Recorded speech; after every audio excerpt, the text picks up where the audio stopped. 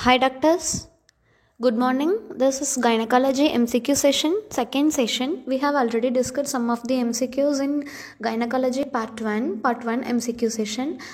We are giving the link below in description so you can go and check it now. Now let's enter into the second session, and the first MCQ is most common ovarian tumor, and the options are dysgerminoma, teratoma, germ cell tumor and clear cell tumor. Here the answer is teratoma. But this type of question can be asked with some of the different options. For example, most common ovarian tumor question is same, but the options are epithelial tumor, gonadal stromal tumors, germ cell tumor and metastatic tumors.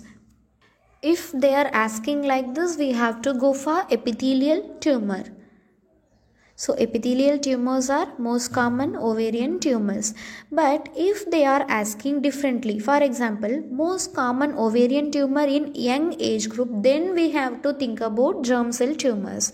So if they are asking particularly about young age group, we have to think about germ cell tumor of ovary, that is most common in young age group. But generally most common ovarian tumor is epithelial tumor. Next MCQ. Menstrual blood stored in vagina. What is the term used for menstrual blood which is stored in vagina? Options are pyometra, hematometra, hematocolpos and hematosalpinx. By the name itself we can easily found pyometra. Pyo means pus and metra for indicating our metrium, which means uterine parts, and hematometra, hemato means blood but metra for uterus. So next, hematosalpinx. We already know that salpinx is the term which used to for indicate fallopian tube. So that is also excluded, and the answer is hematocolpos. Now, Turner syndrome, all seen except. So what are all the features are seen in Turner syndrome? Webbed neck, tall stature, widening of long bone and exo inheritance. We all know that webbed neck and widening of long bone will seen in Turner syndrome. And as we have already know, 45 exo is the inheritance for Turner syndrome. So the answer is tall stature. So usually Turner syndrome will be short in statures. Anovulation in female is due to. Options are estrogen excess, estrogen deficiency, progesterone excess and none. And the answer is estrogen excess. Estrogen excess causes anovulation in females.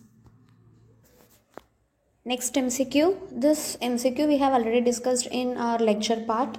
So the question is, gold standard investigation for pelvic inflammatory disease, and the options are leukocyte count, USG, which means ultrasonography, and laparoscopy, antigen detection for chlamydia, and the answer is laparoscopy. So this is the gold standard investigation for PID. Next MCQ, hanging drop preparation used for candida infection, trichomoniasis, Gardnerella and none, and the answer is trichomoniasis. So hanging drop preparation used for trichomoniasis. In case of candidiasis, we will use Seborrhoe's medium for culturing. Seborrhoe's medium for culturing. In trichomoniasis, hanging drop preparation.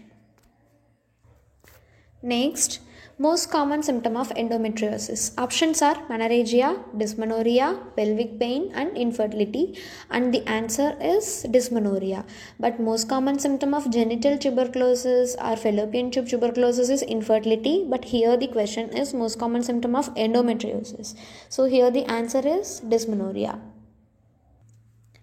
Next, failure rate after tubal sterilization with Pomeroy's technique. Pomeroy's technique is a tubal sterilization method, and the options are 0, 0.1, 0.4% and 1.0, which means 1%, and the answer is 0.4%.